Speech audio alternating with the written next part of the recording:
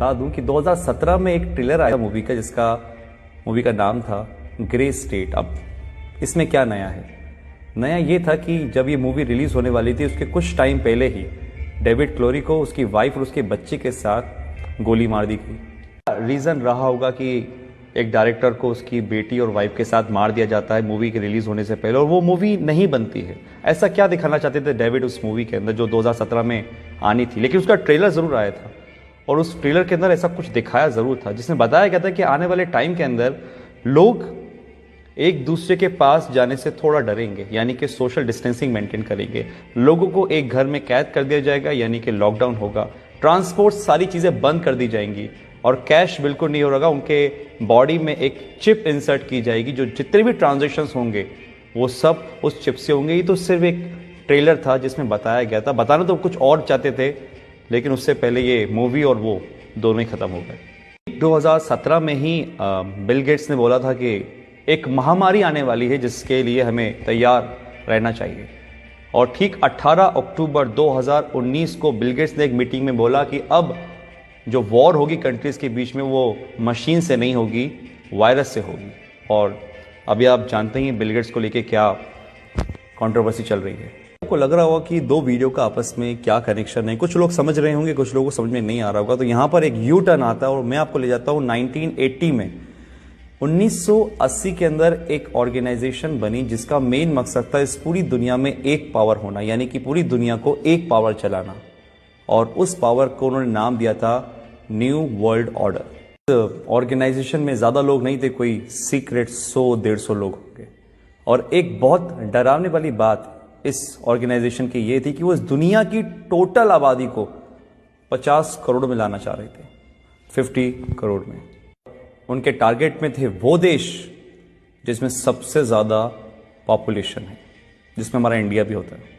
सबके लिए उन्होंने एक प्लान बनाया जिसका नाम था MMP, mind control, money control, population control. Control यानी कि आदमी खुद से कुछ ना सोचे, जो वो चाहें वो आप सोचो, माइंड कंट्रोल। और ये किसके थ्रू होता? मास मीडिया के थ्रू। जो मीडिया में दिखाया जाएगा वो आदमी सोचेगा। और एक कल्चर ऑफ फेयर, यानी कि एक डर का माहौल बनाना, क्योंकि डर एक ऐसी चीज है जो अगर दिमाग में बिठा दी जाए किसी की तो इतनी आसानी से निकलती नहीं है। और वो ऐसा हुआ है। आज बहुत से लोगों का माइंड कंट्रोल करती है मीडिया, जो वो बोलती है वो आप मानते हो। और कल्चर ऑफ फेयर, डर का माहौल, ये तो आपने देख ही रहा है जो आजकल चल रहा है। कंट्रोल यानी कि आदमी जितना हो सकता है लेस कैश, कैशलेस, या जितना हो सकता है टोटली डिजिटल। और वो आपके सामने ही है।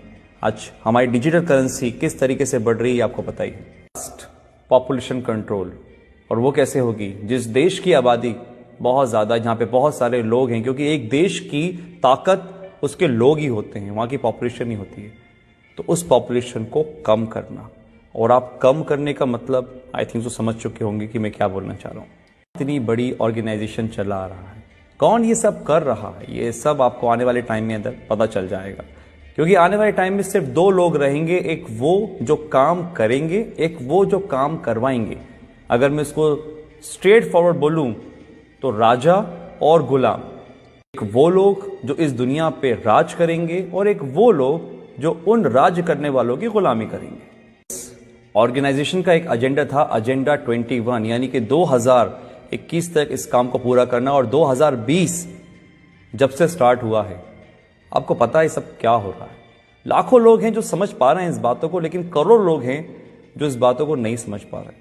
एजेंडा 21, 2021 तक इन काम को पूरा करना। और अगर सीरियसली इस बातों में कुछ भी सच्चाई है तो हम बहुत बड़े खतरे में गाइस। ये वायरस आया जो कि हमारा है नहीं, किसी और देश से आया है। हम आपस में ही लड़ रहे हैं, कोई धर्म के नाम पे तो किसी काम के नाम पे। और जो इस एजेंडा का सबसे बड़ा फंडा था कि लोगों को आपस में लड़वा दो। आज हमारे घर में हम छोटी छोटी इस बातों पर विवाद कर लेते हैं। आज अगर हम घर से बाहर निकलते हैं तो हमारे घर वाले इस चीज़ के लिए प्रोटेस्ट करते हैं कि भैया घर से बाहर नहीं निकलो, बाहर जाओगे तो मर जाओगे। ये दिमाग में हमारे किसने भरा? कौन कंट्रोल कर रहा है हमारे दिमाग को? आप खुद समझदार हैं। बहुत से लोग बोलेंगे कि यार ये तो कुछ कहानी जैसी लग रही है। तो कहानी सही, क्योंकि जो अभी मौजूदा हालात हैं कोरोना से लेकर, ये भी कोई फिल्म की स्टोरी से कम नहीं है, जो बढ़िया से स्क्रिप्ट करी गई है और बहुत अच्छी तरीके से प्ले हो रही है।